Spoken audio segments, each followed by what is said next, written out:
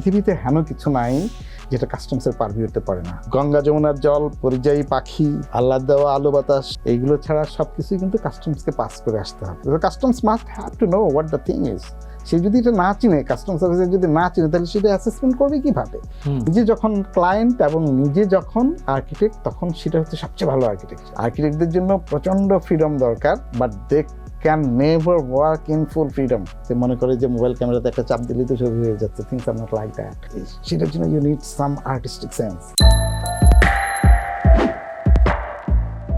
আমি আর যে শান্ত আছি আপনাদের সাথে, এবং মুদ্রার এপিটোপিট মূলত এমন একটি আয়োজন যেখানে আমাদের অতিথির এপাশের গল্প, মানে এ পিঠের গল্প আমরা শুনবো, ও পিঠের গল্প আমরা শুনবো। এবং আমি আজকে খুবই আনন্দিত আমাদের অতিথিকে পেয়ে। আজকে আমাদের সাথে বিশেষ অতিথি হিসেবে আছেন আনোয়ার সেলিম, যার অনেকগুলো পরিচয়। প্রথমত উনি একজন আর্কিটেক্ট, এবং মুদ্রার ওপিঠে উনি একজন কবি, একজন শখের ফটোগ্রাফার, এবং আরও অনেক কিছু জানিয়ে গল্প করবো আজকে। আনোয়ার সেলিম ভাই, কেমন আছেন আপনি? জি, আমি ভালো আছি, চমৎকার। তো এবং প্রথমে আসলে আর্কিটেক্ট হবার গল্পটাই জানতে চাই, যে আর্কিটেক্ট হবেন এটা কবে নাগাদ আসলে মনে হয়েছিল আপনার? আসলে যেই সময়টাতে আমি আর্কিটেকচারে ভর্তি হই, সেই সময়টাতে আর্কিটেকচারটা অত পরিচিত বা অত জনপ্রিয় ছিল না। কারণ হচ্ছে যে তখন বোঝাই যাচ্ছে যে আমাদের যে কমিউনিকেশনগুলো ছিল, বাংলাদেশে শুধুমাত্র একটা ইনস্টিটিউশন ছিল, বুয়েট। বুয়েটের 35 জন স্টুডেন্টকে এনরোল করতো আর্কিটেকচারে। তো ওইটা সম্পর্কে খুব একটা জানা ছিল। আমি বুয়েটে ভর্তি হবো এরকমই একটা ইচ্ছা ছিল। খুব ছোটোবেলা থেকে আমি আঁকাআঁকি করতাম, লেখালেখি এইসবের সাথে যুক্ত ছিলাম বিভিন্ন রকমভাবে। কিন্তু ঢাকায় যখন এসে আমি কুমিল্লা ক্যাডেট কলেজ, এখন সেটা কুমিল্লা রেসিডেন্সিয়াল মডেল স্কুল ছিল, ওইখানে পড়াশোনা করতাম। ওইখান থেকে পাশ করেছি।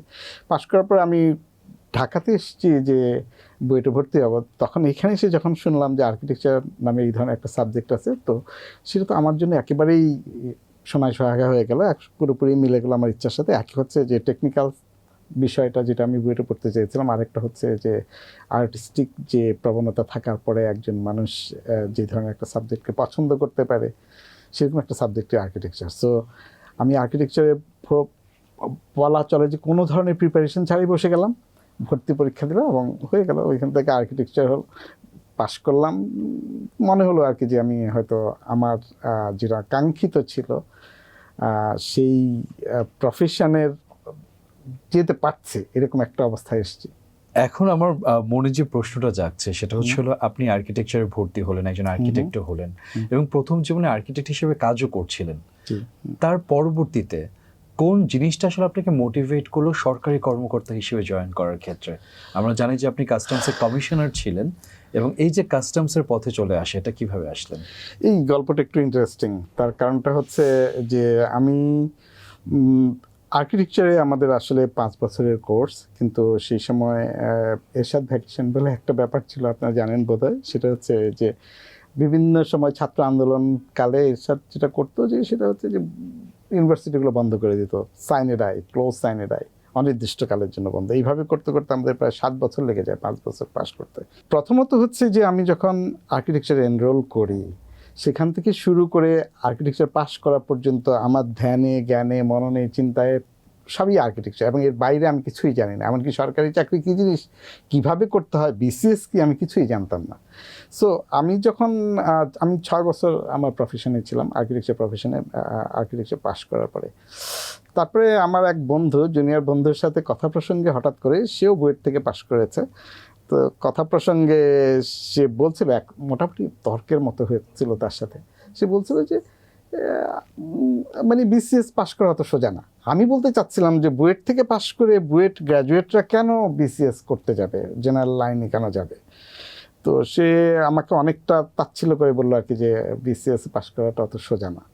তখন এটা আমার কাছে একটা চ্যালেঞ্জ বলে মনে হয়। আমি বললাম যে ঠিক আছে, আমিও বিসিএস দেবো। তো এইটা বলার পরে জাস্ট ফান করে এসে আমার সাথে একই অফিসে জব করতো। আমার জুনিয়র ছিল, 1 বছরের জুনিয়র। তারও কিন্তু হয়, প্রতি বছরই হয়। তো সে সবসময় চাইতো যে সে কাস্টমসে যাবে। তার কাছে মনে হচ্ছিল যে কাস্টমস যে কোনো সার্ভিসের চেয়ে অনেক বেশি ভালো, অনেক সফিস্টিকেটেড। কিন্তু তার হয়, অন্য ক্যাডারগুলোতে হয়। 3 বার, তৃতীয়বার যখন সে পরীক্ষা দিচ্ছিল, তখন আমি বললাম যে ঠিক আছে, তুমিই করো যা যা করতে চাও। তখন সে ফার্স্ট চয়েস দিয়েছে আমার কাস্টমস। তারপরে আমি বললাম যে ঠিক আছে, চয়েস, আমি তো এগুলো কিছু বুঝি না, তুমি যা পারো করো, ওইভাবেই দিয়েছে। তারপরে আমি আসলে আমার কোনোই প্রিপারেশন ছিল না, সত্যি বলতে কি অ্যাবসলিউটলি নো প্রিপারেশন। আমি সারাদিন অফিস করতাম বা নিজের কাজ করতাম, তারপরে সকালবেলা যে বিসিএস পরীক্ষার হলে যে সেখান থেকে ফিরে এসে আবার অফিসে ঢুকতাম। কিন্তু সামহাও আমার হয়ে গেল, কাস্টমসে হয়ে গেল। পরে হয়ে যে গেছে সেটাও আমি জানতাম না, কারণ হচ্ছে আমার ওই বন্ধুই আমাকে ফোন করে জানিয়েছে যে আপনার তো কাস্টমসে হয়ে গেছে। তার কিন্তু হয় না, দুর্ভাগ্যবশত। তারপরে তো আমি তো জানি না যে আমার কোথায় কি হয়েছে। আমি ভেবেছিলাম যে আমি হয়তো বুঝি এয়ারপোর্টে যারা ওই যে সুন্দর জামা কাপড় পরে থাকে, ইনফ্যাক্ট স্মার্ট জামা কাপড়, কাস্টমস ইন্সপেক্টরস, আমি ভেবেছি আমি হয়তো ইন্সপেক্টর হয়েছে, ব্যাগ ট্যাগ পরীক্ষা টরীক্ষা করবো ইত্যাদি। কিন্তু আমি বললাম যে না, আমি ওইখানে কেন যাবো না। বাট লোকজন আমাকে বুঝালো যে না, ব্যাপারটা তা না, এটা কাস্টমস অ্যাসিস্ট্যান্ট কমিশনার মানে অনেক ক্ষমতাশালী একজন ইত্যাদি। যাই হোক, আমি তাতেও কনভিন্স হই নাই। ইনফ্যাক্ট এরপরে আরেকটু অনেক লম্বা কাহিনী, আমি একটু কাট ইট শর্ট। তখন আমাদের চেয়ারম্যান ছিলেন, এনবিআর এর চেয়ারম্যান ছিলেন ডক্টর আকবর আলী খান, এবং ফয়জুল্লাহ সাহেব ছিলেন, উনি সোশ্যাল ওয়েলফেয়ার সেক্রেটারি। আমি ওনার সাথে কাজ করছিলাম, কথা প্রসঙ্গে হয়তো সেটা চলে আসবে। ফয়জুল্লাহ সাহেব প্রথমে বললেন যে না, ওইটা ভালো লোকের জায়গা না, তোমার মতো মেধাবী ছেলে ওইখানে যাওয়া ঠিক হবে না। আচ্ছা ঠিক আছে, এত কষ্ট করে যখন সবাই বিসিএস দেয়, কারণ তো অনেকেরই হয় না, সবাই চায়, তো তুমি একটা কাজ করো, তুমি আমার বন্ধু আছে আকবর আলী খান, ওনার সাথে কথা বলো। আর শাহ আলম সাহেব ছিলেন জনপ্রশাসন সচিব তখন, যে ওনাদের সাথে কথা বলো। So I dare too much, যে আমি তো জানি না যে একজন সচিব বা এনবিআর এর চেয়ারম্যান, আমার নাম মাত্র আসছে। আমি সরাসরি অনেকের সাথে কথা বললাম। আমি আকবর আলী খান স্যারের সামনে গিয়ে আমি বললাম যে আমি একজন আর্কিটেক্ট এবং আমার অ্যাপটিচিউড সব কিছুই আর্কিটেক্ট, তো আমার তো এখানে হয়েছে, আমার আসা উচিত হবে কিনা, আমি আসবো কিনা। এবং আমি একটা কন্ডিশন দিলাম যে আমাকে ঢাকায় পোস্টিং দিতে হবে, যদি ঢাকায় পোস্টিং দিই তাহলে আমি এখানে জয়েন করবো, আদারওয়াইজ জয়েন করবো। আকবর আলী খান স্যার তখন বলা চলে একরকম তার চেয়ার থেকে উঠে দাঁড়িয়ে গেলেন যে হাউ ডিয়ার ইউ আর, যে আমাকে শর্ত দেওয়া ওই চাকরিতে ঢোকার জন্য, তোমাকে চাকরি দিয়েছে কে? স্বাভাবিক আসলে সবাই যেখানে চাকরি, যে আমাকে যে কে চাকরি দিয়েছে সেটাও জানে না। তো বললো যে তোমাকে চাকরি দিয়েছে গণপ্রজাতন্ত্রী বাংলাদেশ সরকারের মহামান্য প্রেসিডেন্ট, তুমি ওনার কাছে গিয়ে আবদার করো। তো আমি বললাম যে স্যার, তাইলে তো আমার পক্ষে আর চাকরি করা সম্ভব হবে না। তো আমার ইচ্ছাটা ছিল যে তখন 8টা 2:30 অফিস ছিল, তা আমি ভেবেছিলাম যে 8টা 2:30 পর্যন্ত আমি সরকারি অফিস করে, কারণ সরকারি অফিসের লোকেরা কাজ টাজ করে না, আমি জানি যে ইয়েটা আপনার জামাটা খুলে রেখে চেয়ারের উপরে রেখে তারা তাদের নিজেদের কাজে চলে যায়। 8টা 2:30 অফিস, 8টা 2:30 পরে আমি আমার নিজের কাজগুলো করবো, আর্কিটেকচার কাজগুলো করবো। সুতরাং এটা ছিল আমার ধারণা, বাট আমি জানতাম না যে এটা একটা ফুল টাইম জব। কারণ হচ্ছে একজন কাস্টমসের অফিসার, তার কাজটা হচ্ছে ক্যাডার অফিসার, তার কাজ হচ্ছে 24 ঘন্টার কাজ। যেমন রাতের বেলা, গভীর রাতে যদি কোনো একটা ঘটনা ঘটে, চোরাচালান নিরোধ জাতীয় ঘটনা যদি কিছু ঘটে, উনি বলতে পারবেন না যে এটা আমার অফিস টাইম না, আমি এখন যাবো না, বা আমি এটাতে রেসপন্ড করবো না, সেটা তিনি বলতে পারেন না। ইনফ্যাক্ট একজন ক্যাডার অফিসার সবসময় একজন 24 আওয়ার অফিসার। এনিওয়ে, সেটা আমি বুঝতে পারিনি। তো আমি চলে আসছিলাম ওইখান থেকে, তারপর উনি আবার আমাকে সামহাও ডেকে নিলেন আর কি, একদম বাইরে থেকে, বারান্দা থেকে ডেকে নিলেন। ডেকে নিয়ে বললেন যে তুমি জয়েন করো, আমি দেখি কি করা যায়। তারপরে আমি জয়েন করলাম। জয়েন করার 21 দিনের মাথায় ট্রেনিং একাডেমিতে আমাদেরকে পাঠানো হলো। জয়েন করার সাথে সাথে উনি 21 দিনের মাথায় আমাকে ডেকে পাঠালেন। ডেকে পাঠিয়ে বললেন যে তখন একটা প্রজেক্ট ছিল, ইটাক project, excise tax and customs. তো সেটা ইটাক প্রজেক্টের আওতায় উনি আমাকে ইয়েতে পাঠিয়ে দিলেন, থাইল্যান্ডের ব্যাংককে, এআইটিতে। সেটা হচ্ছে বললো যে তুমি ওইখানে যাও, ওইখানে যে আইটির উপরে ট্রেনিং করে আসো, আর তারপরে হচ্ছে আমাদের এখানে অনেক কম্পিউটারাইজেশন হবে, অটোমেশন হবে, সেগুলো তোমাকে দেখতে হবে। তো আমার কাছে ব্যাপারটা খুবই ভালো লাগলো। সেটা হচ্ছে যে এটা খুবই আমার জন্য একটা বিশাল চান্স। আমি তো কখনো চিন্তাই করি নাই যে এইভাবে প্রথমত বিদেশ যাওয়ার সুযোগ, দ্বিতীয়ত হচ্ছে নতুন একটা exposure. So I happily went there. শেষ করে আসার পরে আমাকে হাউজে, চিটাং কাস্টম হাউসে পোস্টিং দিয়ে দিলেন। আমি সেখানে যেতে চাইলাম না। অনেক লম্বা কাহিনী, আমি এটাকে একটু ছোট করে নিয়ে আসি। আলটিমেটলি থাকতে থাকতে আমার ভালো লেগে গেল, এবং ভালো লেগে যাওয়ার জায়গাটা এরকম যে একজন কাস্টমস অফিসার, অর্থাৎ যখন আমার চাকরি হলো, আমার চাকরি হয়েছে চিটাগাং পোর্টে, এবং আমি ছিলাম জেটি কাস্টমসের এক্সামিনিং অফিসার হিসাবে ছিলাম। মানে এক্সামিনিং অফিসার যারা ছিল তাদেরকে সুপারভাইজ করতাম আর কি, অ্যাসিস্ট্যান্ট কমিশনার। আমার কাছে মনে হলো যে এর চেয়ে ভালো চাকরি আমার জন্য আর কিছু হতে পারে না, এর চেয়ে চমৎকার চাকরি। তার কারণটা হচ্ছে পৃথিবীতে হেন কিছু নাই যেটা কাস্টমসের পারভিউতে পড়ে না। যেমন গঙ্গা যমুনার জল, পরিযায়ী পাখি, আল্লাহ দেওয়া আলো বাতাস, এইগুলো ছাড়া সব কিছুই কিন্তু কাস্টমসকে পাস করে আসতে হবে। যেমন পৃথিবীর যে প্রথম মোবাইল ফোনটা তৈরি হওয়ার পরে বাংলাদেশে যে মোবাইল ফোনটা প্রথম ঢুকেছে সেটা কিন্তু কাস্টমসকে পাস করে এসছে। 2-in-1 এসছে আমাদের এখানে, টেলিভিশনটা কাস্টমসকে পাস করে আসছে। Customs must have to know what the thing is. সে যদি এটা না চিনে, কাস্টমস অফিসার যদি না চিনে, তাহলে সেটা অ্যাসেসমেন্ট করবে কীভাবে, ক্লাসিফিকেশন করবে কীভাবে, ট্যাক্স আদায় করবে কীভাবে? সেই জন্য আমার কাছে চিটাগাং পোর্টে হিউজ প্রচুর পরিমাণে জিনিস আসে, অসংখ্য জিনিস আসে, র ম্যাটেরিয়াল আসে, ফিনিশড গুডস আসে। তা আমার কাছে মনে হলো যে এটা আমার শেখার, জানার এবং বোঝার সবচেয়ে ভালো জায়গা। ইভেন ভ্যাটে কাজ করতে গেলেও কিন্তু ব্যাপারটা তাই। যাই হোক, আমি এইখানে বোধহয় থামি। অর্থাৎ ওইখানে যাওয়ার পরে কিন্তু আমার কাছে ভালো লেগেছে, এরকম না যে আমি রিগ্রেট করেছি যে কেন আমি এখানে আসলাম। প্রথমত আমি আসতে চাচ্ছিলাম না, কিন্তু যখন আমি এসেই পড়লাম, আসার পরে মনে হলো যে এটাই হচ্ছে আমার জন্য সবচেয়ে পারফেক্ট জায়গা, যেখানে যে আমি অজস্র ম্যাটেরিয়াল সম্পর্কে জানতে পারি, তাদের প্রসেস সম্পর্কে জানতে পারি, ইন্টারন্যাশনাল বিজনেস সম্পর্কে জানতে পারি, ইন্টারন্যাশনাল কমিউনিটি সম্পর্কে জানতে পারি, অনেক কিছু সম্পর্কে জানা হয়ে যায়, আইন কানুনগুলো সম্পর্কে জানতে পারি। So that was good for me. এটা নিঃসন্দেহে একটা দারুণ অভিজ্ঞতা। এবং আমরা কিছুক্ষণ আগে যখন অফ এয়ারে গল্প করছিলাম, তখন আমরা এটাও বলছিলাম যে আপনি যে জীবনটা পার করে এসেছেন, সে জীবনটা অনেকের জন্য একটা ড্রিম লাইফ। যেমন অনেকেই কাস্টমসে কমিশনার হওয়ার জন্য বিসিএস এ অসংখ্য ছেলে মেয়ে মূলত পরীক্ষা দেয়, এবং পরীক্ষা দিয়ে তারপরে ফাইট করে পাশ করার পরে গিয়ে একজন বিসিএস ক্যাডার হন। এবং আপনি সেই জব পাওয়ার পর আপনার কাছে মনে হচ্ছিল আদৌ আপনি করবেন কি করবেন না, কিন্তু পরবর্তীতে আপনি ভীষণ এনজয় করেছেন পুরো বিষয়টা। এনজয়ের পাশাপাশি আমি একটু যেটা জানতে চাই সেটা হচ্ছে কাস্টমস কমিশনার কিংবা যখন আপনি অ্যাসিস্ট্যান্ট কমিশনার হিসেবে জয়েন করলেন, তখন জীবনে যে অ্যাডভেঞ্চারাস যে গল্পগুলো ছিল, যে কি কি আসছে যাচ্ছে, নিশ্চয়ই আপনার জীবনে এমন কোনো ঘটনাও ঘটেছে, যেহেতু কাস্টমসে অনেক রকম পণ্য আসে, অনেক রকম ঘটনা ঘটে, অনেক রকম চোরাচালানও ধরা পড়ে। আপনার জীবনের থেকে যদি এরকম কোনো একটা ঘটনার কথা আমরা জানতে পারতাম। একটা জিনিস একটু বলে নেই, যেটা তখন আমি বলতে ভুলে গেছিলাম, সেটা হচ্ছে যে সম্ভবত আমি বাংলাদেশে প্রথম এবং একমাত্র যে সরকারি ক্যাডার চাকরি করার সময় I got the permission to work as an architect. সরকারের কাছ থেকে অনুমোদন পেয়েছিলাম আমি, অফিসিয়াল অনুমোদন। একই সাথে আমি কাস্টমসে জব করেছি, কিন্তু আমার আর্কিটেক্ট হিসেবে কাজ করার অনুমোদন ছিল, যেটা আমি খুব বেশি একটা চর্চা করতে পারিনি, কারণ কাস্টমসের কাজটা এত বেশি এক্সটেন্সিভ। আর আর্কিটেকচার করতে গেলে আমাকে এত বেশি কনসেন্ট্রেট করতে হয়, তো আমার কোনোটা হইতো না। সুতরাং যেহেতু সরকারি চাকরিটা আমার অব্লিগেশন, সরকার আমাকে বেতন দেয়, সেটা আমাকে করতেই হবে, সেটা আমি করতাম। আর বাড়তি কাজটা ছিল আর্কিটেকচার। আর্কিটেকচার ব্যাপারটা হচ্ছে যে দেন আমি মনে করি যে আমি একজন আর্কিটেকচার ক্রিটিক হয়েছে ভালো। তার কারণ হচ্ছে যে আমি প্রচুর পড়াশোনা করতাম আর্কিটেকচারের উপরে। সে পড়াশোনা করার ব্যাপারটা অবশ্য আমার একদম খুব বাল্যকাল থেকে এসছে। এখন আপনি আমাকে যেটা জানতে চেয়েছিলেন সেটা হচ্ছে যে প্রথমত আমি সবচেয়ে বেশি প্রশ্নের সম্মুখীন হয়েছি, আপনি একজন আর্কিটেক্ট হয়ে কেন কাস্টমসে গেলেন? কারণ হচ্ছে মানুষের কাছে এটা একটা বড় বিষয়, সেটা হচ্ছে কাস্টমসে অনেক আনন্দ আছে, সেটার জন্য বোধহয় লোকজন যায়। তো আমার কাছে ব্যাপারটা সেরকম ছিল না, সেটা আমি কিছু না আগেও বলেছি। কিন্তু যাওয়ার পরে যে আনন্দটা হয়েছে সেটা ছিল অসাধারণ। এবং সেখানে যে আমার কাছে যে অনেকগুলো শেখার মতো ব্যাপার ঘটেছে, এবং সেখানে যে আমি অনেক ধরনের পরিবর্তনের ব্যাপারগুলো করতে পেরেছিলাম, সেটা আমার কাছে খুব ভালো লেগেছে। আমি আপনাকে ছোট্ট একটা গল্প বলি। সেটা হচ্ছে যে আমি যখন চিটাগাং পোর্টে ছিলাম, তো পোর্টে থাকার সময় সেটা হচ্ছে যে আমরা টাম্বলার গ্লাস বলি না, পানি খাওয়ার গ্লাস যেগুলো, কাচের গ্লাসগুলো, তো একটা কন্টেনার পুরো ভর্তি হয়ে টাম্বলার গ্লাস এসছে। তখন কিছু কিছু দুধ কোম্পানি এটা সেটা ওরা যেটা করতো সেটা হচ্ছে যে তাদের দুধের প্যাকেটের সাথে একটা টাম্বলার গ্লাস অথবা একটা প্লেট এগুলো তারা উপহার দিত। তো প্রচুর পরিমাণে এই ধরনের টাম্বলার গ্লাস আসতো। আমি দেখি যে অনেক টাম্বলার গ্লাস আসছে, এত বেশি আসার তো কথা না। তো আমি আমার যে ইন্সপেক্টর এবং সুপারিনটেন্ডেন্ট, আমি ওইভাবেই বলি, প্রিন্সিপাল অ্যাপ্রেজারকে বললাম যে আমাকে এটা স্যাম্পল দেখাবেন, নমুনা দেখাবেন।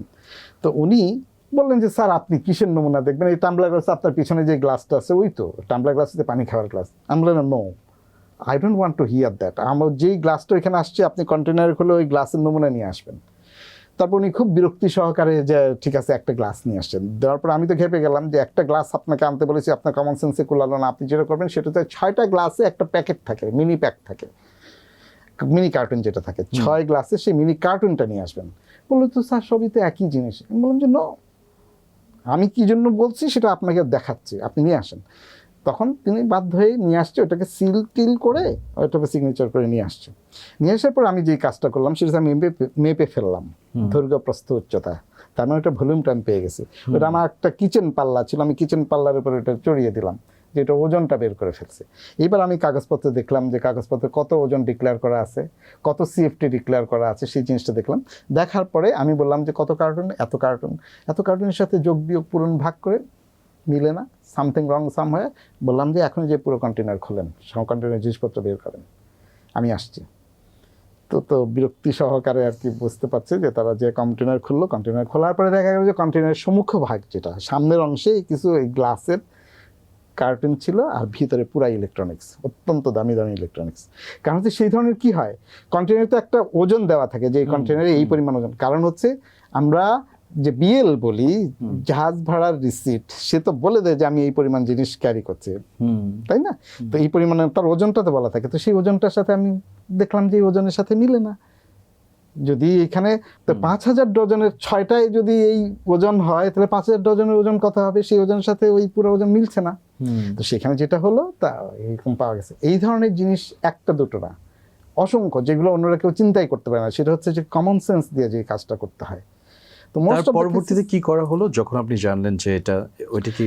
খুবই স্বাভাবিক, সেটা হচ্ছে যে ইম্পোর্টার বিরুদ্ধে মামলা হয়েছে, জিনিসগুলো কনফিসকেট করা হয়েছে, তারপরে সেগুলো নিলামে বিক্রি করা হয়েছে, ইম্পোর্টারকে পেনাল্টি করা হয়েছে, সিএনএফএসএনকে পেনাল্টি করা হয়েছে, যা করা হয় আর কি আইন মোতাবেক। সেটা এটা একটা না, অসংখ্য ঘটনা ঘটেছে, একটা জায়গা না, বিভিন্ন জায়গাতে যখন যেখানে পেরেছে সেটা।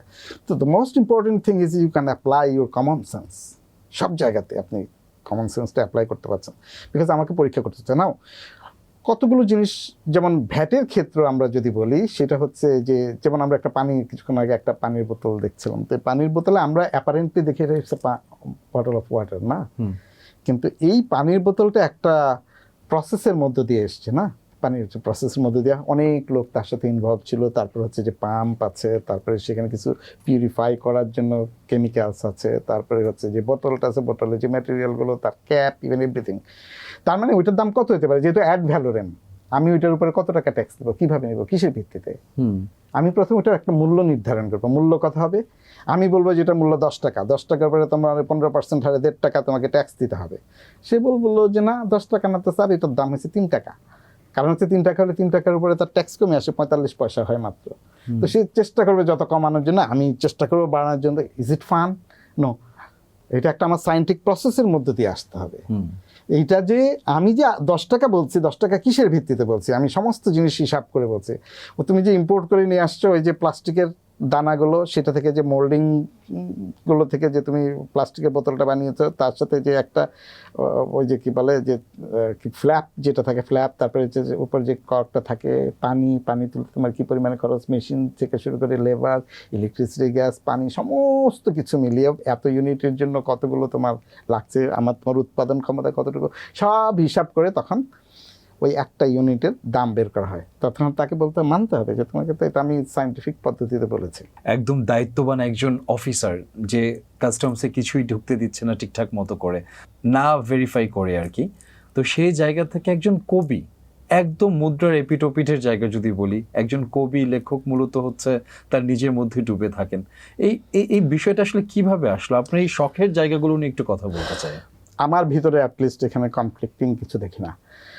প্রথম জিনিসটা হচ্ছে যে আমার নিজের কথাই বলি, পার্সোনালি যদি এটা চলে আসবে, সেটা হচ্ছে যে খুব ছোটবেলা থেকে যখন আমার সামান্যতম বুদ্ধি হয়, তখন থেকে আমার ভিতরে প্রচণ্ড একটা বিস্ময়বোধ ছিল, প্রচণ্ড কিউরিসিটি ছিল, জিজ্ঞাসা সব কিছুর ব্যাপারে, যে এটা কেন, কিভাবে হলো। তো সেই যে কিউরিসিটি, ঔৎসুক্য জানার জন্য, আমার কাছে মানুষের জীবন, মানুষ হচ্ছে প্রথম সাবজেক্ট। মানুষের জীবন, আমি যেটাকে লাইভলিহুড বলি, বিচিত্র মানুষের বিচিত্র স্বভাব, বিচিত্র চরিত্র, বিচিত্র জীবনাচার, বিচিত্র ধরনের জীবন ধারণ, বিচিত্র রকমের গল্প, প্রত্যেকটা মানুষ এক একটা মহাকাব্যের মতো। এটা হলো মানুষ। নেচার, পাহাড় দেখার জন্য আমি মাইলের পর মাইল হেঁটেছি কুমিল্লাতে থাকতে, কুমিল্লা শহরে ছিলাম। কুমিল্লা শহর থেকে আমি লালমাই পাহাড় দেখার জন্য, আমার কৈশোরে, তখন শৈশব কৈশোর সন্ধিক্ষণে, নদী দেখার জন্য, নদী আমার ধারণা যে বিশাল একটা নদী। এই যে আমার ভিতরে যে সবসময় একটা ঔৎসুক্য ছিল, সেখান থেকে আমি যেটা করতাম সেটা হচ্ছে যে আমি খুব নীরবে অবজার্ভ করতাম সব, একটা জিনিস চিন্তা করতাম। এইটার সাথে আরেকটা জিনিস যুক্ত হয়েছিল, সেটা হচ্ছে যে পড়াটা আমার মনে হয় যে অক্ষর জ্ঞান শেখার সাথে সাথে আমি পড়তে শুরু করি মানে হচ্ছে যে নট জাস্ট টেক্সট আমাদের মুখস্থ হয়ে গেছিল। তখন আমাদের অল্প কয়েকটা বই ছিল আর আমাদের সিরিয়ালি বেশ কয়েকজন ভাই বোন ছিল, সুতরাং ওরা যখন পড়াশোনা করতো ওই পড়াশোনা আমাদের মুখস্থ হয়ে যেত। ক্লাস 1-এ আমি পড়ি ঠিকই, বা আমার বয়স 4 বছর, কিন্তু ক্লাস 4, 5, 6-এর বই আমার মুখস্থ হয়ে গেছে। তার কারণটা হচ্ছে সে জোরে জোরে পড়তো, তো তখনকার সিস্টেম ছিল এরকম।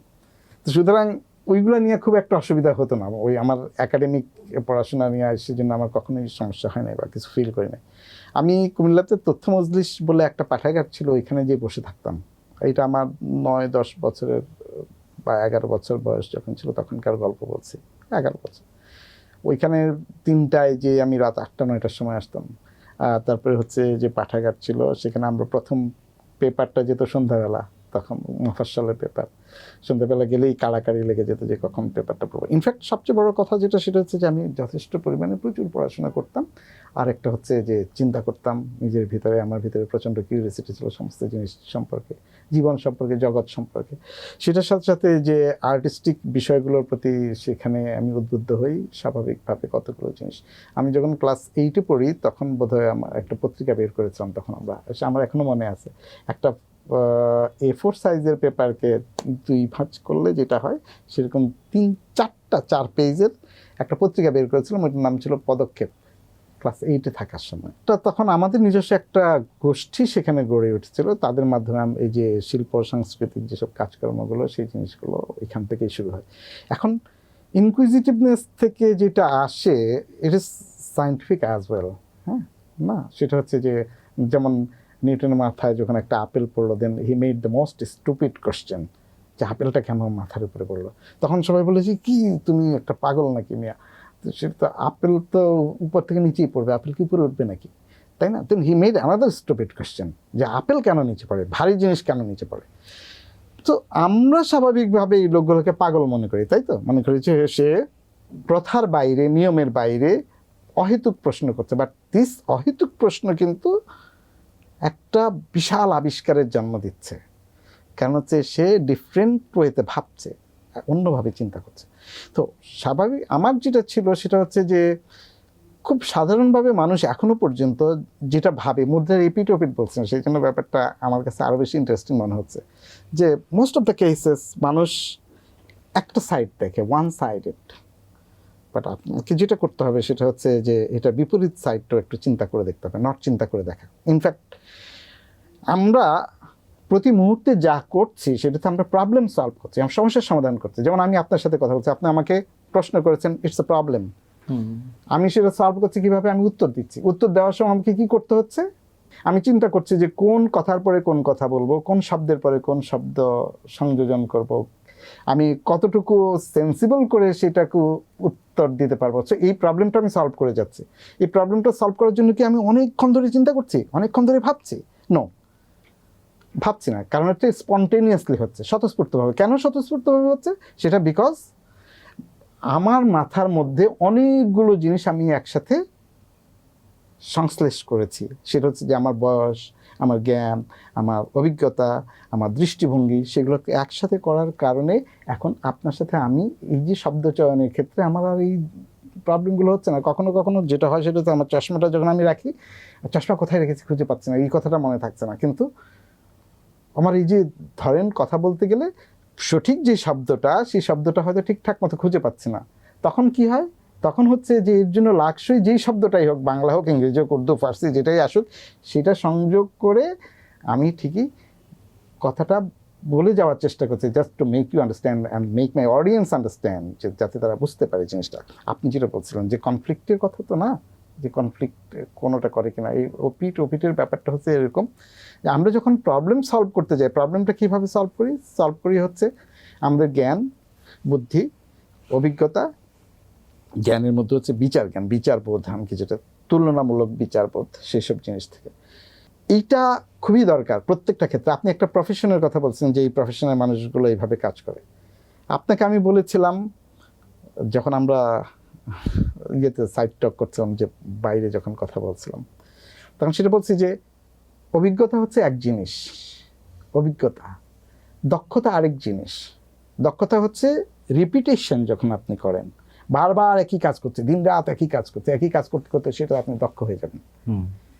অভিজ্ঞতা হচ্ছে যে ওই কাজ সম্পর্কে জানা। কিন্তু আমি যখন অনেকগুলো কাজ একসাথে করছি, অভিজ্ঞতার সাথে টাইমের একটা সম্পর্ক আছে, দক্ষতার সাথে একটা টাইমের সম্পর্ক আছে। আমি 5 দিন ধরে যে কাজ করছি, এটা যদি 5 মাস ধরে করি, আমার দক্ষতা আরও বেশি বাড়বে, অভিজ্ঞতাও বাড়বে। সুতরাং এইগুলো একটা আরেকটার সাথে অঙ্গাঙ্গি জড়িত।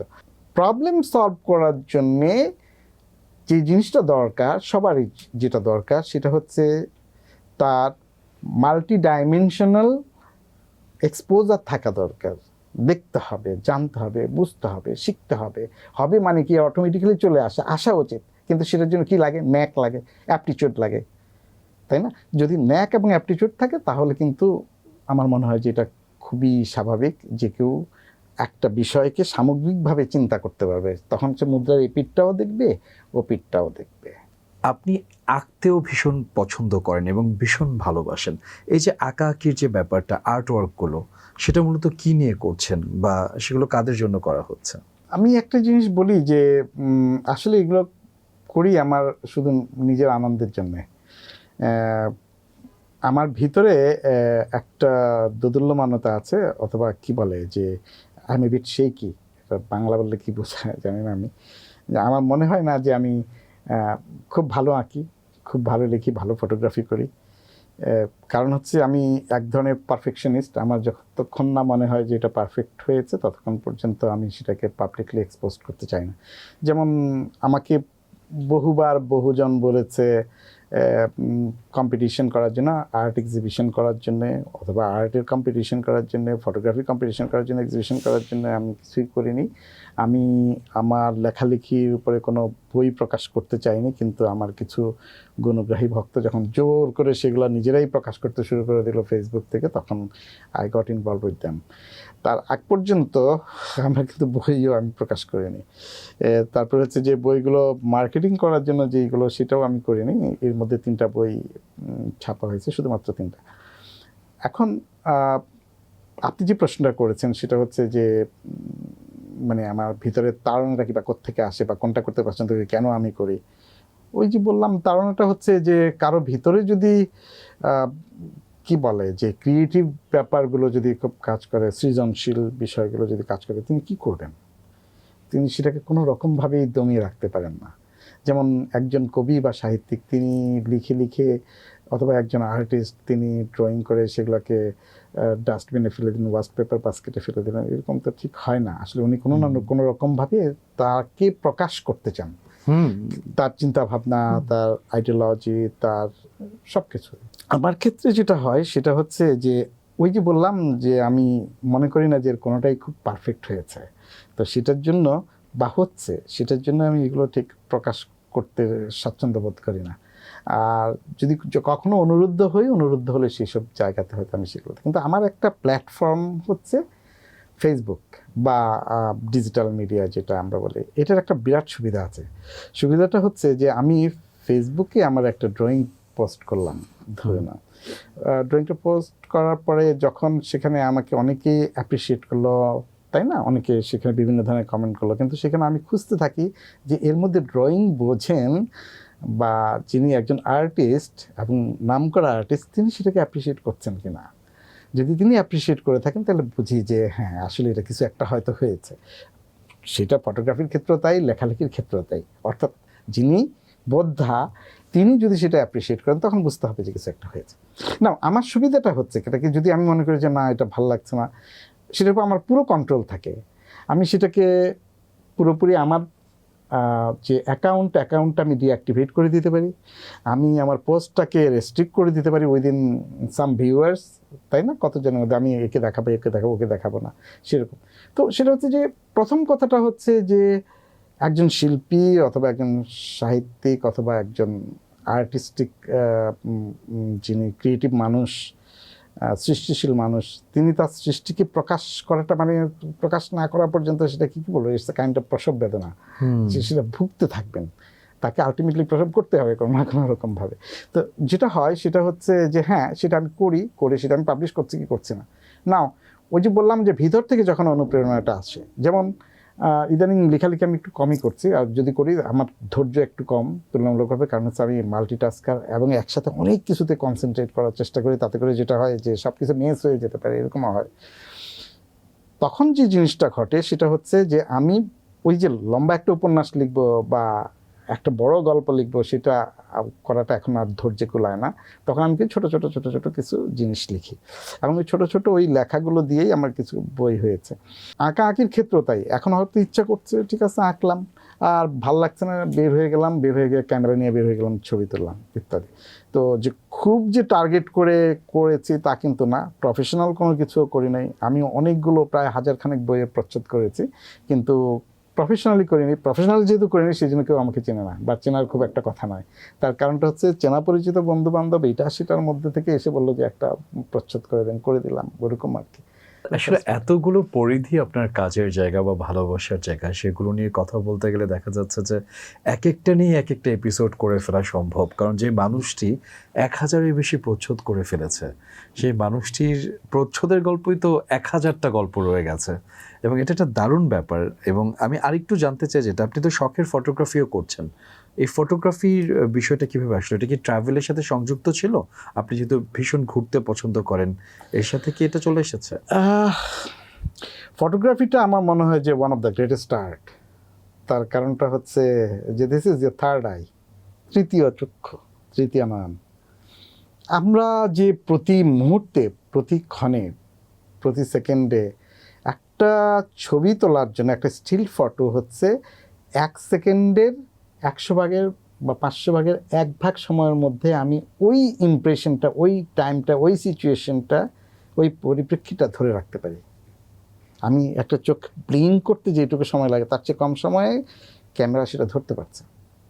সো এইটা এত চমৎকার একটা আর্ট এবং চমৎকার একটা সায়েন্সও বটে, একটা মজার জিনিস, যে সেটা হচ্ছে যে এইটা শুধুমাত্র ফটোগ্রাফিতেই সম্ভব। আদারওয়াইজ এটা আমাদের মেমোরিতে যে হাজার হাজার লক্ষ লক্ষ জিনিস যেটা আমি চোখে দেখছি সেটা সম্ভব না। ফটোগ্রাফির ব্যাপারটা আমি অনেক আগে থেকে মানে হচ্ছে যে আমি যখন ফার্স্ট ইয়ারে পড়ি, বুয়েটে ফার্স্ট ইয়ার, তখন থেকে আমি রীতিমতো ফটোগ্রাফি করি। এবং ফটোগ্রাফি আমাদের একটা সাবজেক্টও ছিল সেকেন্ড ইয়ারে। এটা আমার সাবজেক্ট থাকার জন্য না, ফটোগ্রাফি একটা কোর্স ছিল আর কি, আর্কিটেকচারই ছিল, সেই জন্য না। ফটোগ্রাফিটা যেটা আমার রক্তের মধ্যেই ঢুকে গেছে। ওই যে বললাম থার্ড আই, আমি যেটাকে ধারণ করতে পারছি, চোখে কিছু দেখতে পাচ্ছি, দেখে আমি সেটাকে স্মরণ করতে পারছি না, কিন্তু ফটোগ্রাফি আমাকে স্মরণ করিয়ে দেবে সেখান থেকে। ফটোগ্রাফির মধ্যে কতগুলো ব্যাপার আছে, কারণ হচ্ছে বেশিরভাগ মানুষ মনে করে, যেমন আজকাল সবার হাতে হাতে মোবাইল ফোন আছে, মোবাইল ক্যামেরা আছে, মনে করে যে মোবাইল ক্যামেরাতে একটা চাপ দিলেই তো ছবি হয়ে যাচ্ছে। Things are not like that, but it's easy like anything, যদি আমার সেই অ্যাপটিচিউডটা থাকে। বিষয়টা কীরকম, সেটা হচ্ছে আপনি দেখবেন লাইট, কালার, ফ্রেম, তারপরে আপনার ব্যাকগ্রাউন্ড ইত্যাদি কতগুলো জিনিস, সেটার জন্য you need some artistic sense, that's all. খুব বেশি কিন্তু জটিল না। কারণ হচ্ছে যে আজকাল ওই টেকনোলজিক্যালি ক্যামেরাগুলোকে অনেক সোজা করে দিয়েছে, ক্যামেরাগুলোতে অনেক ফাংশন আসছে।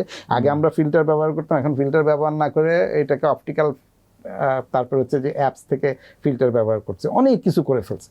বাট দ্য বেসিক থিং যেটা, সেটা হচ্ছে যে that is the your I, আপনার চোখ, আপনার মস্তিষ্ক কোনটাকে ধারণ করছে সেটা। ফটোগ্রাফি সেই জন্য খুব ইন্টারেস্টিং। এখন ফটোগ্রাফি করতে গেলে আমি যেটা করি, মোস্ট অফ দ্য কেসেস আমি জীবনে কখনোই ফ্ল্যাশ ইউজ করিনি, never ever in my life. Flash use না করার কারণটা হচ্ছে কোনো আর্টিফিশিয়াল লাইট ইউজ করিনি। তার কারণটা হচ্ছে আমি ঠিক যেই পরিপ্রেক্ষিতটা আছে, এই অল ভার্জিন ফটোগ্রাফস, যেই পরিপ্রেক্ষিত, যেই লাইট, যে আলো ছায়া যা আছে সেটাকে আমি তুলে ধরবো। অন্ধকারের ছবি তুলবো, অন্ধকারের ছবি হচ্ছে এইটা, অন্ধকার দেখতে এরকম দেখায়। So I never use flash, এটা হচ্ছে একটা জিনিস। 2 নম্বর হচ্ছে যে সবচেয়ে বেশি স্বচ্ছন্দ বোধ করি হচ্ছে ন্যাচারাল ফটোগ্রাফিগুলো করার জন্য। ট্রাভেল ফটোগ্রাফি করতে ভালো লাগে, এবং যেটা হয় আমাদের দেশে একটা সমস্যা হচ্ছে যে এই সময়টা ফটোগ্রাফির জন্য সবচেয়ে ভালো সময়, অর্থাৎ এই আমরা যাকে শরৎকাল বলি। তার কারণটা হচ্ছে এই সময় আকাশ মেঘমুক্ত থাকে, এবং পেজা মেঘের তুলো মেঘ, তাই না, সাদা মেঘ থাকে, এবং আকাশ থেকে ব্লু স্কাই থাকে। এই সময়ে বাতাসে ধুলাবালির পরিমাণ কম থাকে, সেই জন্য আপনি ভালো ছবি তুলতে পারেন। এই সময় ঝকঝকে ছবি তোলা সম্ভব এই একটা সিজনে। আদারওয়াইজ অন্য সিজনগুলোতে যেই ছবি হয় সেটা ওই তখনকার পরিপ্রেক্ষিতে ছবি হয়। বিদেশে, দেশের বাইরে, যেখানে অনেকগুলো দেশে, পশ্চিমা দেশগুলোতে আমি বেশিরভাগ দেশেই দেখেছি যে সেটা হচ্ছে তাদের দেশে আমাদের মতো তো ডাস্টি না, মানে আবহাওয়াটা, সেখানে চমৎকার ভালো ছবি ওঠে। তো সেই জন্য আমি ওইসব ছবি, ওইখানে যে ছবি তুলতে পছন্দ করি বিদেশে। যে ছবিগুলো, বাংলাদেশেও অবশ্যই, এবং প্রত্যেকটা সিজনের আলাদা আলাদা ছবি তোলার আমার অনেক কয়েক লক্ষ ছবি আছে যে আমি সিজনে ছবি তুলি। এবং আপনি যেহেতু ভ্রমণ পিপাসু মানুষ, প্রচুর ভ্রমণ করেছেন জীবনে, আমি যদি ভুল না করি ইতিমধ্যে 56টা দেশ আপনি ঘুরে ফেলেছেন। কোন দেশে ঘুরে সবচেয়ে বেশি ভালো লেগেছে? এইটা আমি যখন বলি তখন অনেক মানুষই অবাক হয়। ইনফ্যাক্ট প্রত্যেকটা দেশই আমার কাছে একটা বিষয়। প্রত্যেকটা দেশ, তাদের কৃষ্টি, তাদের কালচার, তাদের অ্যাটিটিউড, তাদের বিহেভিয়ার, তাদের সব কিছু, তাদের ঐতিহ্য, প্রত্যেকটা আলাদা আলাদা, এবং আমি সেগুলো প্রত্যেকটাকে এনজয় করি। আমার কাছে সবগুলোই ভালো লাগে। এখন যদি আপনি আমাকে বলেন যে কোন দেশটা সবচেয়ে ভালো লেগেছে, আমি বলবো যে আমাদের সবচেয়ে কাছের, খুবই কাছের একটা দেশ যেটা আমার কাছে স্বর্গের মতো মনে হচ্ছে, সেটা হচ্ছে ভুটান। আরেকটা দেশ আমার কাছে খুব ভালো লেগেছে, খুবই ভালো লেগেছে, আদার দেন সবাই বলবে যে সুইজারল্যান্ড ভালো লাগে, ইউরোপের এই জায়গাটা ভালো লাগে, স্কটল্যান্ড ভালো লাগে, ফাইন, ভালো লাগার মতো অনেক জায়গায় আছে। আরেকটা দেশ ভালো লেগেছে যেটা হচ্ছে সাউথ আফ্রিকা, বিশেষত কেপ টাউন, ওই রিজিয়নটা আমার কাছে অসাধারণ লেগেছে। এই দুইটা দেশ সবচেয়ে ভালো লাগে। আর একটা হচ্ছে যে আমি ইজিপ্ট আমার কাছে খুব ভালো লেগেছে সেটা অন্য কারণে, বুঝতে পারছেন যে সেটা ঐতিহাসিক ভ্যালুর কারণে। আর ইউরোপের যেই দেশগুলোতে আপনি দেখবেন এক একটা বিল্ডিং, যে এটা কত বছর বয়স, 700, 800, 1000 বছর বয়স সভ্যতা। আপনি বাংলাদেশের ভৌগোলিক সীমানার বাইরে একটু বেরিয়ে যাবেন, you will find treasures, but there is nothing, absolutely nothing. আমরা যেগুলো নিয়ে গর্ব করি, ইনফ্যাক্ট আমি মনে হয় যে এগুলা হচ্ছে ওই ভেঙে রাবলি গরিব মানুষের সামান্য সম্পদ নিয়ে। আই এম সরি, বাট আমাকে এইভাবেই বলতে হবে। আপনি এখান থেকে যান, আপনার এখানে ভিক্টোরিয়া মেমোরিয়াল মতো কি আছে এখানে? কিছুই তো নাই in real sense. So if you really want to be exposed, আপনার যদি সুযোগ থাকে, you must have to travel. আপনি ট্রাভেল করে আবার তো নিতে হবে আপনাকে। কত লোকই তো ট্রাভেল করে, সরকারি অফিসাররা দেখি সামান্য খালি চান্স পেলেই বাইরে যায় তারা কেনাকাটা করতে যায়। আমাদের সাথেই তো লোকজন গেছে, দেখেছি। সেটা হচ্ছে যে উনি কীভাবে শপিং করবেন, শপিংয়ের ধান্দা থাকে, but they are not in a position to. যেমন আমি যখন একটা বিদেশে সরকারি সফরে যেতাম, খুব ভোরবেলা ঘুম থেকে উঠে বের হয়ে যেতাম শহরটা দেখার জন্য বা আশপাশে কী আছে সেটা দেখার জন্য। মুম্বাইতে আমি যখন প্রথম যাই, সেদিন আমাদের জন্য সময় ছিল খুবই কম। আমি যেটা করেছি, সারা রাত ভর একটা গাড়ি ভাড়া করে সারা রাত ভর ঘুরে ঘুরে আমি স্পটগুলো ঠিক করেছি। আমার ড্রাইভার আমাকে বলে দিয়েছে যে এই জায়গায় এটা, যেমন এখানে হচ্ছে অমিতাভজির বাসা, এইখানে হচ্ছে কী বলে যে ওই বিখ্যাত মাজার, এটা যা মুম্বাইতে যা বিখ্যাত জিনিস আছে। পরদিন আমি বেছে এই কয়টা জিনিস দিনের আলোতে দেখে নিলাম, আর রাত্রিবেলা দেখে আমি যতটুকু বোঝার ততটুকু বোঝাম, এরকম আর কি। অর্থাৎ সময় যখন কম থাকে এইভাবেই, সেটা হচ্ছে দেখার জন্য, জানার জন্য, বোঝার জন্য। এনিওয়ে, এবং অসংখ্য ধন্যবাদ আপনাকে আমাদেরকে সময় দেওয়ার জন্য। আমরা একদম শেষের দিকে চলে এসেছি। শেষের দিকে এসে একটু জানতে চাই, যেহেতু আপনি আবার ফুল টাইম আর্কিটেক্ট হিসেবে ফিরে এসেছেন এবং পুরো সময়টা আপনি আর্কিটেক্ট হিসেবেই মূলত দিচ্ছেন আর্কিটেকচার প্রফেশনটাতে, এই বিষয়টা নিয়ে যদি একটু ভবিষ্যৎ পরিকল্পনা জানতে চাই আপনার কাছে। ধরে নেই যদি আমি ডে 1 থেকে, অর্থাৎ কাস্টম সার্ভিসে না যেয়ে, সরকারি চাকরিতে না যেয়ে যদি আমি শুরু থেকে এই পর্যন্ত আসতাম, তাহলে আমার অভিজ্ঞতা, আমার দক্ষতার ঝুলি নিশ্চয়ই অনেক ভারী থাকতো। সেক্ষেত্রে আমার পক্ষে অনেক ভালো কিছু করা সম্ভব হতো। আমার একটা পরিচিতি থাকতো, হয়তো সম্ভাবনা আছে, যথেষ্ট সম্ভাবনা ছিল। তো সেই সম্ভাবনা না থাকার জন্য আমি কিন্তু খুব একটা রিগ্রেট করি না। একটা মজার জিনিস আমি লক্ষ্য করেছি, এবং সেটা আমি সবাইকে সবসময় বলেও বেড়াই। আর্কিটেক্টের নিজের বাড়িটা, অর্থাৎ নিজে যেই কাজটা করেছে, সে নিজে যখন ক্লায়েন্ট এবং নিজে যখন আর্কিটেক্ট, তখন সেটা হচ্ছে সবচেয়ে ভালো আর্কিটেকচার। ব্যাপারটা খুব সিম্পল। সেটা হচ্ছে যে আমি কীভাবে কী ড্রিম করছি, আমি চিন্তা করছি। আপনি যখন আমার ক্লায়েন্ট, আমি যখন আর্কিটেক্ট, তখন আপনার নিজস্ব একটা চিন্তা আছে। You are the prime designer. আপনার একটা চিন্তা আছে যে আমার বাড়িটা এইভাবে এরকম হবে। আপনি যখন আপনার স্বপ্নের কথাটা, আমাকে ড্রিমটা দিয়ে দিলেন, আমি কি করব, সেটাকে টেকনিক্যালি, অ্যাস্থেটিক্যালি এবং যা হয় আর কি, আমি সেইভাবে সেটাকে মোল্ড করার চেষ্টা করবো। তারপর আপনার সাথে যখন একটা কনসেনসাসে আসবো, তখন আমি ওই জিনিসটা বানালাম। আর আর্কিটেক্ট নিজেই যখন ক্লায়েন্ট, মালিক নিজেই যখন জমির মালিক, নিজের বাড়িটা হইতে পারে, নিজের বাড়ির সামনে একটা মসজিদ বানাতে পারেন তিনি নিজে, তখন তিনি তার পুরোটা ঢেলে দিয়ে কাজ করতে পারেন। এটা হচ্ছে আমার ইমপ্রেশন। সেটা হচ্ছে আর্কিটেক্টদের জন্য প্রচণ্ড ফ্রিডম দরকার, তাহলেই তিনি কাজ করতে পারবেন। But they can never work in full freedom. কখনোই তারা সেই কাজটা করতে পারেন না। আমার কাছে ভাল লাগছে, কিন্তু সবচেয়ে বড় অসুবিধা যেটা, সেটা হচ্ছে যে এখন সারা বাংলাদেশেই ঠিক এই মুহূর্তটাতে কাজের স্কোপ খুব কম, সব জায়গাতে কাজের স্কোপ কমে গেছে। তো কমে যাওয়ার কারণে সেই কাজের সুযোগগুলো তৈরি হচ্ছে না। বাট যদি আমি ছোট্ট একটা কাজও করি, ছোট্ট একটা কাজ করার সুযোগ পাই, তো সেখানে অন্ততপক্ষে আমার, কারণ হচ্ছে ছোটটাই ইউনিট দেখেই বোঝা যায় যে actually what you have you can do. আপনার কনস্ট্রেন্ট যত বেশি থাকবে, আপনি সেই কনস্ট্রেন্টটার সুযোগগুলো যত বেশি কাজে লাগাতে পারবেন সেটাকে, আপনি তত বেশি সাকসেসফুল। তো সেই জন্য আমি ছোট জায়গার মধ্যে কাজ করতে আগ্রহী এখনও। ছোট্ট কিছু একটা বানানোর জন্য আমি খুব চাই, নাথিং বিগ, নাথিং ভিগোরাস, সেটা করার সময় সুযোগ অথবা আমার ক্যাপাসিটি কোনোটাই এখন নেই। আপনাকে অসংখ্য ধন্যবাদ আমাদেরকে সময় দেওয়ার জন্য। আপনাকে ধন্যবাদ, এবং আপনার মাধ্যমে দর্শকদের সবাইকে ধন্যবাদ। আজকের মতো আমি আরজে শান্ত বিদায় নিচ্ছি মুদ্রার এপিটোপিট থেকে। আগামী পর্বে আবারও চলে আসবো। অনেক বেশি ভালো থাকবেন, ভালো রাখবেন আপনার প্রিয়জনদেরকে।